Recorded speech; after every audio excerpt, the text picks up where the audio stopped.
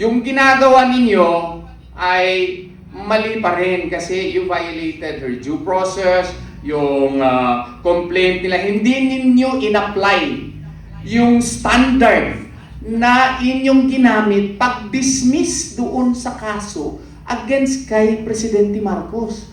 May House Committee resolution yon na, ano nga ba yung number nun? 311 ata yun, na nakasaad doon, dinismiss ninyo kasi sabi ninyo walang ultimate facts yung mga cases against Presidente Marcos.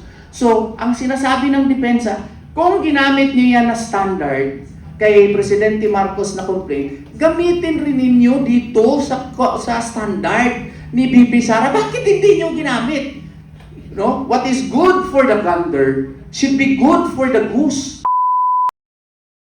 Ito, Panyero, marami nang may gustong nag-aantay ng pananaw mo sa pinakamainit na topic ngayong linggo, which is the consolidated answer ad cautelam filed by the legal team of our Vice President Sara Duterte in the impeachment proceedings. For our listeners, ano po ba itong sinasabi na answer ad cautelam? And why do you think her lawyers chose this approach in the impeachment proceedings? May strategy ba behind? Ganito lang, no? Hindi ako parte officially sa defense team ni VP Sara. So it might be inappropriate and unethical on my part to give my opinions. But just the same, I believe that the people also have to know what is on my mind, di ba? So, yun lang po. You have to take my opinion as it is. Hindi po ako parte doon sa kanyang defense team. Okay? So, sa trial niyan, kung sana walang trial, ang masasabi ko lang, may rason bakit ginawa yan. Ang tingin ko niyan as a practicing lawyer is ang answer ad cautelam, ang ibig sabihin lamang niya, answer just in case. Mga ganun ba? Answer just in case. Okay? Just in case what? Okay? Just in case you proceed further, or just in case you decide it against me anyway, at least we have an answer. Yung mga ganun. Kasi nga po, kung ako naman on the defense side, I would perhaps tackle the case the same way, so that the prosecutors later on would not know as to what are my real defenses once in case if this gets to trial. Gets nyo? Kasi kung dito pa lang sa prosecutors level, dito pa lang sa determination of probable cause level, whether or not there is sufficiency of substance level, no? Akin to a prosecutor's level yan kung sa criminal cases sa aking pananaw. Pero ang grabe lang dito, kay medyo mga politika. Sa pananaw ko kasi, kung iratsada mo na lahat ng mga depensa mo dyan, as a practicing lawyer, kaya nga nagmamadali kami kasi may 1:30 hearing pa ako. So, malalaman na nila, mapag-aralan na nila, ganun pala. Ganun pala, hindi pala talaga kay Sara yun, kay VP Sara yung property na yun. Binigay lang pala sa kanya para maging abogada, nung pagkabago niyang abogada, yung mga ganon. Isa lang yan na sinabi ko. So, papag-aralan din nila ngayon. So, pagdating sa trial, medyo marami nang nalaman yung prosecution, mahihirapan na yung defense. No? It's not really a simple case of telling the truth.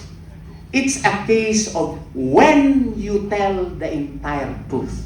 When the case can be defeated based on certain legalities, such as dito, klaro naman talaga, na wala talagang due process, wala talagang ultimate facts. Nagpadala ako ng letter doon pa lang sa Committee on Justice, the night before mag-tackle yung Committee on Justice. No? I already questioned the 4 complaints because I argued that the first 2 complaints were really early. no? Kasi in the first original decision that we won in Duterte and Duterte versus House of Representatives and Torion versus House of Representatives, yung original decision was really clear that the whatever impeachment complaints that can be filed should be filed on February 6.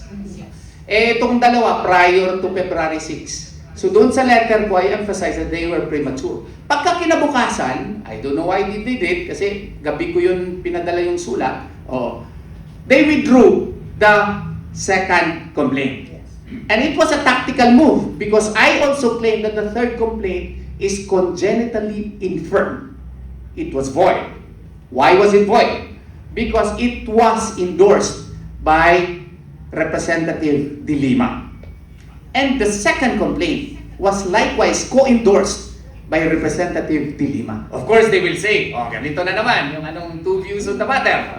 Sasabihin nila, there is no prohibition under the 1987 Constitution that a congressman can only endorse once. True to you. But just because there is no express prohibition, it is already enshrined, ingrained. Why? Because an endorsement of an impeachment complaint of a high official of the land is actually a recognition on your part that you agree in whole and in truth the entire allegations of that complaint. So therefore, it is my humble contention that it is a sacrosanct process. How can you endorse wholeheartedly an impeachment complaint and at the same time, by the way, I also endorse this complaint? You cannot do that. You are talking of highest officials of the land, the second highest official of the land, 32 million, and then you say, I wholeheartedly support this complaint, and at the same time, I wholeheartedly also support this complaint. What does that tell you about forum shopping? Okay? So, what does it tell you? That an endorsement is actually a sacrosanct act as an elected official likewise of the land. So that is my contention. On the fourth complaint, I also said that this fourth complaint is likewise congenitally infirm. Why do I say that? Because they are mere reiterations of the past complaint. Okay? While it may be true that, Madriaga is an addition, his affidavit was an addition, but that cannot constitute as the declarations there are not ultimate facts which would qualify the crimes which are actionable or considered as impeachable, such as the grave violation of Constitution and other crimes that are listed in the 1987 Constitution. So, yun nga lang, ang ginawa ng Committee on Justice, nag-decide sila na sufficient in substance. Okay? Pina-answer na nila ngayon si VP Sara. Yung answer nila, answer ad cautelam. Para mapakita ng depensa, sa tingin ko lang, pwede ako magkamali ha. Pwede ako magkamali. Ang babright ng mga lawyers ni VP Sara. So, ang sabi nila, yung ginagawa ninyo ay mali pa rin kasi you violated her due process, yung complaint nila, hindi ninyo in-apply yung standard na inyong ginamit pag-dismiss doon sa kaso against kay Presidente Marcos. May House Committee resolution yon na, ano nga ba yung number nun? 311 ata yun, na nakasaad doon, dinismiss ninyo kasi sabi ninyo walang ultimate facts yung mga cases against Presidente Marcos. So, ang sinasabi ng depensa, kung ginamit niyo yan na standard kay Presidente Marcos na complaint, gamitin rin ninyo dito sa standard ni BP Sara. Bakit hindi niyo ginamit? No? What is good for the gander should be good for the goose. Sa amin yan mga abogado. Kung in-apply nyo yan doon kay Presidente Marcos na standard, i-apply din ninyo dito. Anong resulta? Wala din. Not sufficient in substance. Yun lang po. So moving forward, Panyero, the public expects impeachment proceedings to move quickly, hindi ba? Kasi nga, ano nga yung nakalagay sa sa Constitution natin? Yung Forthwith. Forthwith daw. Yung Oo, forthwith na yan. Okay. Mm. So the question is, what are the most common misconceptions of Filipinos about how impeachment proceedings actually work under the Constitution? Ito, sinasabi nila, hala, na-impeach na si Inday, hindi na makadagan usab, hindi na makatakbo uli. Oo. Ito, ganito ha, i-klaro ko talaga sa inyo para kunyari, pareho na, medyo matalino na tayo. Kasi ako, hindi ako matalino eh, nag-aaral lang talaga ako eh. Oo. So, yung impeachment, kung maabot na yung 1/3 vote po doon sa House of Representatives, i-correct mo lang din ako kung baka mali na rin ako, Mama. Si Inday, impeach na. Technically, impeach na siya. Pero hindi pa siya guilty, ha? Hindi pa siya pronounced guilty. So, hindi pa rin siya disqualified. Wala pa yung mga consequent, what you call this, na mga penalties for impeachment. So, merong articles of impeachment yan na gagawin yung what you call this, yung House of Representatives at ipasa doon sa Senado. Doon sa Senado naman ay magta-trial doon forthwith. Pero kinakailangan may 2/3 vote doon. Kung maabot yung 2/3 vote na 16, hindi yan, maski 23 na lang sila, 20, 16 pa rin ang kailangan yan ha. O, hindi yan ma-reduce. Kaya yan din ang problema nila. Maski makaabot sila ng 1/3 vote, which I hope will not happen, okay? Para hindi na tayo masyadong magulo. Ang dami nating problema eh. Wala nga tayong klarong ginagawa para sa mga OFWs doon sa abroad eh. Tayo, dagdagan pa natin ito. Ang mahal-mahal na ng gasolina. Oo.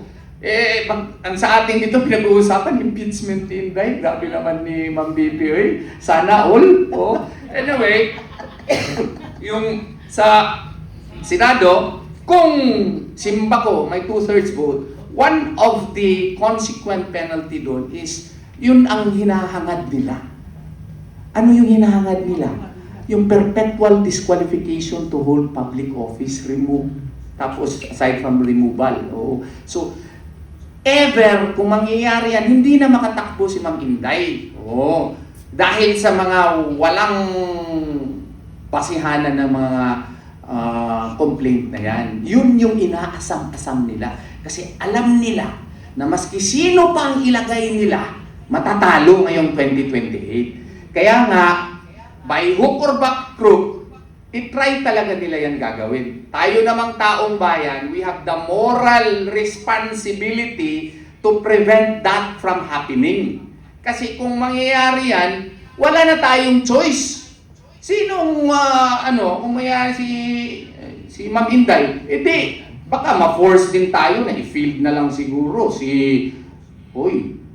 mas matapang din yun, si Congressman Pulong, o si Mayor Baste. Oo, di ba? By 2028, 40 na si Mayor Baste on the day of the election eh. Oo, di si Baste, naku, baka mas marami ding magbuboto nun, especially yung mga babae. Oo, baka makakuha na lahat ng mga female voters. Oo. So, kaya mag-isip-isip din siguro yung grabing magbigay ng problema kay Ma'am Sara. Ang daming problema lang binibigay kay Ma'am Sara. O, mag-isip-isip din kayo kasi may mga alternatives din eh. Pero sana hindi yan mangyayari because it is for the betterment of our country. We need really a leader like Ma'am Inday in our times. Yes. Attorney Yvette, pwede kong dugtungan. Sige po. Gusto ko lang po i-remind yung mga kababayan natin, wala kayong napapansin. Puro delubyo dumadating sa atin. Earthquake, baha, sakit. Ngayon, sinabayan pa ng gera. Pero anong focus ng ating gobyerno? Anong focus po nila? Isa lang. Why? Bakit sila takot na takot? Nagsanib puwersa lahat ng iba't ibang kulay except green, ha? Except green. Sa totoo lang, dito pa lang, mag-isip na po kayo. Hinaharangan nila yung tunay na dapat makamtan ng sambayanang Pilipino. Ang mabigyang katarungan, ang mga nangyayari sa atin, at matigil na ang pagdarahop ng ating bayan na magpahanggang ngayon hindi nalulutas. FLOOD, CONTROL, flood control. Baka nakakalimutan nyo, balikan. Bakit ka mo? Panglilihis. Bakit nakatutok kayo? Puro Sara, impeach Sara, Sara Lustay, Sara Waldas, Sara ano, si Piatos, kung nakakapagsalita lang, at si Mary Grace, magmumura na yan. Ba't ba ginagamit niyo ako? Nagtatanga-tangahan sila at nagpapanggap na kala mo talaga totoong-totoo. Turo sila ng turo kay BP Sara, pero nakalimutan nila, 4 na daliri nila nakaturo sa kanila. At ngayon, kailangan magbalik tanaw tayo. Ano bang meron kay Sara? Bakit kailangan nilang sirain sa tao? Bakit takot na takot sila? Kasi yan na magiging katapusan na mga ginawa nila noong pa na hindi natin natutuklasan. Lumalabas na isa-isa ang mga katotohanan kung papaano nila binalahura ang ating bayan at nagiging sunod-sunuran tayo sa kanilang lahat dahil akala natin yun po ang tama at para po talaga sa bayan ang lahat ng kanilang adhikain at plano. Eh ngayon na lumalabas ng totoo, kailangan pa pala may isa pong makulong. Doon pa lang magtaka kayo. Bakit kailangan tanggalin mo sa bayan natin? Kung talagang siya ay nasasakdal, pwede siyang kasuhan dito. Bakit ibang bansa ang hahawak sa kanya? Doon pa lang po magtaka kayo, nilihis, tinago, tinanggal yung tatay. Akala nila, magagawa nila ito, nakalimutan nila yung Diyos. Talagang ngayon ko na-appreciate lahat eh. Nakikita natin, no, attorney? Attorney, grabe talaga. Nakikita natin talaga yung mga nangyayari. Niloko nila tayo, niloko nila ang Pilipino, binaboy nila ang Pilipinas. Kaya habang may naninindigan, mga kababayan, huwag tayong mawala ng pag-asa. Kahit isa na lang yan, basta may naninindigan,